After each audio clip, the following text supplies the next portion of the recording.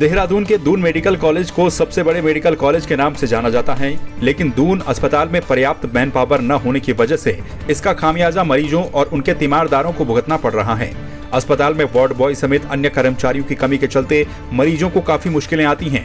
अस्पताल के चिकित्सा अधीक्षक डॉक्टर केसी पंत का कहना है कि अस्पताल में अत्यधिक वर्कलोड है। उन्होंने बताया कि कोरोना काल में स्टाफ काफी संख्या में था, लेकिन कोरोना खत्म होने के बाद भारत सरकार की गाइडलाइन के अनुसार उन्हें हटाना पड़ा। हमारे अस्पताल में वर्कलोड बहुत है। बेड्स हमारे 750 हैं। ऑपरेशन डेली होते हैं। मरीज़ हमेशा भर्ती होते हैं। विशेष रूप से जब कोई इमरजेंसी या मौसम की वजह से या कोई अन्य रोड साइड एक्सीडेंट के केसेज आते हैं तो हमारे अस्पताल में एक तो उसकी जो पोजीशन है बहुत ही लोगों को इजीली अप्रोचेबल है और लोगों को विश्वास है हमारे अस्पताल में कि आएंगे तो उनको मदद मिलेगी। इस वजह से हमारा वहाँ हॉस्पिटल में आना जाना बहुत लगा रहता है।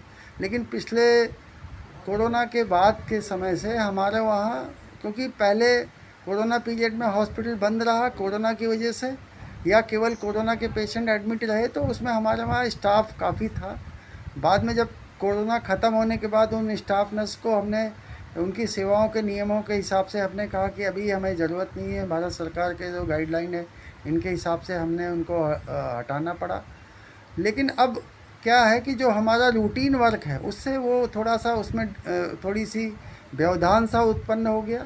और हमारे वहाँ जो दून मेडिकल कॉलेज के जो अस्पताल है उसमें ज़्यादातर वो लोग हैं जो स्वास्थ्य विभाग के कर्मचारी हैं। चिकित्सा शिक्षा के कर्मचारी काफ़ी कम हैं। लेकिन अभी शासन से ये निर्देश आया है कि अब हम लोग किसी एजेंसी के माध्यम से, उपनल के माध्यम से या पीआरडी के माध्यम से जो नियमानुसार जो है उनको पुनः नियुक्ति कर सकते हैं जो उसके पात्र हैं। तो अब वो धीरे धीरे आ रहे हैं। फिर से हमारा हॉस्पिटल में कार्मिकों की संख्या बढ़ रही है और उसके हिसाब से हम फिर से सुविधाओं को मरीजों को फिर से देने के प्रयास कर रहे हैं। शुक्रवार को कांग्रेस के पूर्व प्रदेश अध्यक्ष गणेश गोदियाल ने कैबिनेट मंत्री धन सिंह रावत पर नर्सिंग भर्ती घोटाले में संलिप्त होने के आरोप लगाते हुए एक महिला की क्लिप दिखाई जो मंत्री पर भ्रष्टाचार के आरोप लगा रही है। अब इस मामले में एएनएम कर्मचारियों ने कांग्रेस के खिलाफ हल्ला बोल दिया। कांग्रेस प्रदेश मुख्यालय में एएनएम कर्मचारियों ने गणेश गोदियाल के आरोपों का विरोध करते हुए कहा कि विपक्ष को आरोप लगाने की बजाय उनके साथ खड़ा होना चाहिए। जो भर्ती प्रक्रिया चल रही है उसमें कोई भी ठेस न पहुंचाए। हम इतने 12 साल से बेरोजगार हैं, 12 साल से हम स्ट्रगल कर रहे हैं और आप लोगों को हमारा साथ देना चाहिए, नहीं कि बल्कि उसके विपक्ष में हमारे ऊपर आरोप लगाने चाहिए। देखिए, पहली बात मैं बहुत स्पष्ट कर दूं कि गणेश गोदियाल जी का मंतव्य कोई भी किसी तरह का ऐसा नहीं था कि वो कहीं भी इन एएम की बातों पर जो इनकी चयन प्रक्रिया इनको हार्ड पहुँचे।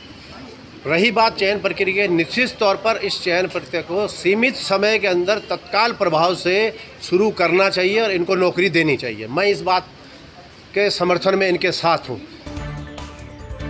उत्तराखंड विधानसभा अध्यक्ष रितु खंडूड़ी भूषण एक दिवसीय पौड़ी भ्रमण कार्यक्रम के दौरान अपने पैतृक गांव राधावल्लभपुरम पहुंची, जहां उन्होंने इष्ट देवी के मंदिर में विधि विधान से पूजा अर्चना की। इस दौरान विधानसभा अध्यक्ष ने कहा कि अपने पैतृक गांव में आना हमेशा से ही अच्छा लगता है। उन्होंने कहा कि प्रदेश सरकार के द्वारा महिलाओं के उत्थान और उनको आगे बढ़ाने के लिए लगातार प्रयास किए जा रहे हैं।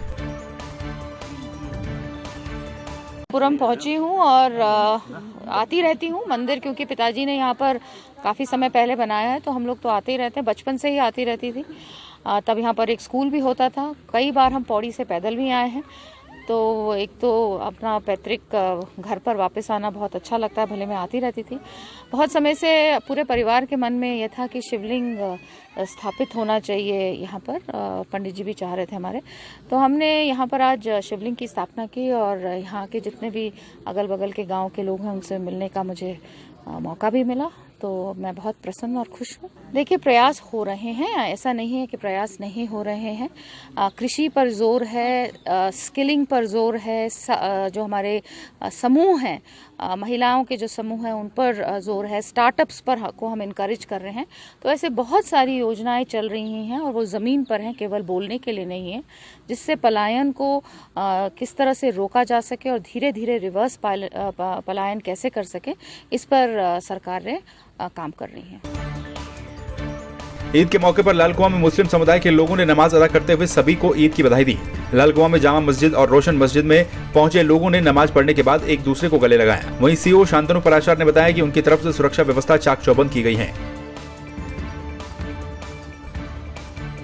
कमेटी की मीटिंग की पहली हो चुकी थी। इसमें जो भी निर्देश देने थे उच्च न्यायालय द्वारा जो दिए गए थे तथा सरकार द्वारा जो दिए गए थे वो बता दिए गए थे।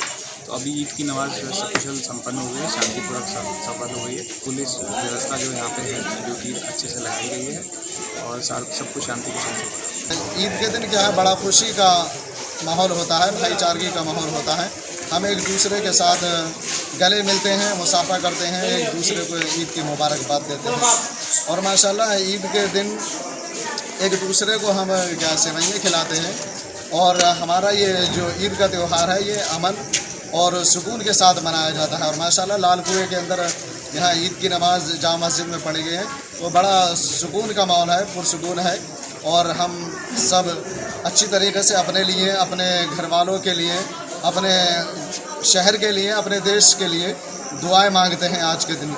आज बड़ी खुशी का दिन है। सबसे पहले तो हम आज देश के लिए दुआएं मांगते हैं कि देश हमारा खुशहाल और हर आदमी खुश रहे और देश में जो अमन और चैन बना रहे। हम ईद के दिन आज मौलाना साहब ने हमारी ये दुआ मांगी कि जो देश के अंदर एक भाईचारा खत्म होता चला जा रहा है धीरे धीरे, ये सब बने और सब लोग एक साथ इकट्ठा होकर रहें और सब जैसे पहले प्यार मोहब्बत था वैसे ही रहना चाहिए आदमी को। वैसे ही मौलाना साहब ने भी आज इस बात की दुआ मांगी।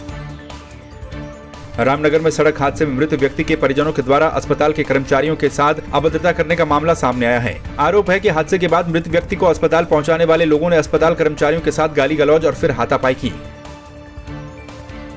पेशेंट लेके आए थे ब्रॉडहेड, मैंने पूछा कि क्या हुआ है तो यहाँ पर कि मेरे साथ पहले तो आते ही इन्होंने बदतमीजी की, उसके बाद हाथापाई भी की है।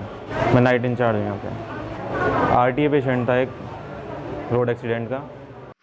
कल रात एक बीडी आया था, ब्रॉडहेड एक पेशेंट आया था मृत अवस्था में, विकास नाम से मृतक था। उनके परिजन उनके साथ थे और दूसरे जिन्होंने एक्सीडेंट किया था वो लोग भी आए थे और उनके साथ जिस व्यक्ति के द्वारा ये एक्सीडेंट हुआ था वो भी यहाँ पे आए थे और गंभीर अवस्था में आए थे। तो हमारे डॉक्टर द्वारा उनका ट्रीटमेंट भी किया गया और जो बीडी आए थे उनके परिजनों द्वारा आपस में उनका थोड़ा सा कुछ प्रॉब्लम हुआ है, जो आपस में उनकी हाथापाई हुई है, जो भी ऐसे रंजिश हुआ उसके बीच बचाव में हमारे इंचार्ज और डॉक्टरों को भी बीच उनके हाथापाई हुई है। उनको समझाया गया था कि अस्पताल परिसर में ये सब ना करें और फिर वो हमारे डॉक्टर और स्टाफ के साथ अभद्र व्यवहार करने लगे।